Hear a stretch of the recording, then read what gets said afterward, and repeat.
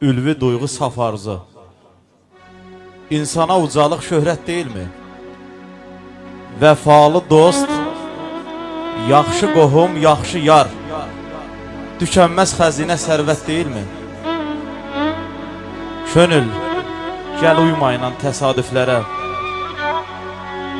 gərək zəhmət ilə ucalsın hərə. Göylərin qatında çəkilən nərəm böyük istedad qüdrət deyilmi? El oba deyilmi qolun qanadın? Bu vətən deyilmi ümid imdadın? Ay hacı, can hacı, aldığın hacılıq adın ən böyük mükafat hörmət deyilmi? Ən böyük mükafat hörmət deyilmi? Eşq olsun, hacılarımız var olsun.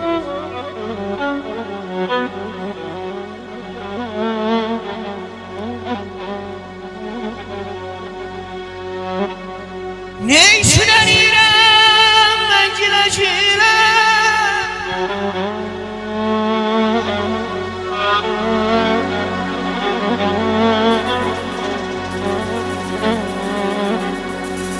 ne işlənirəm mən giləcirəm, onsuz da qədrini bilən deyilsin. Gönül danışsan da sevgilə girəm, bilirəm ürəkdən güləl deyilsən.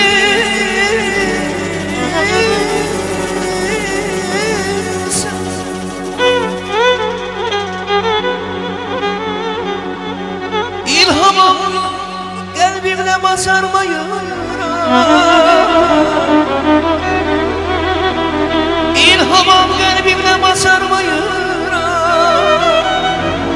O bir oduludur, mənsə bir şamal, İstənib görüşə gələn bu axşam, İstənib görüşə gələn bu axşam, bildin ki görüşə gələn deyilsən, gələn deyilsən.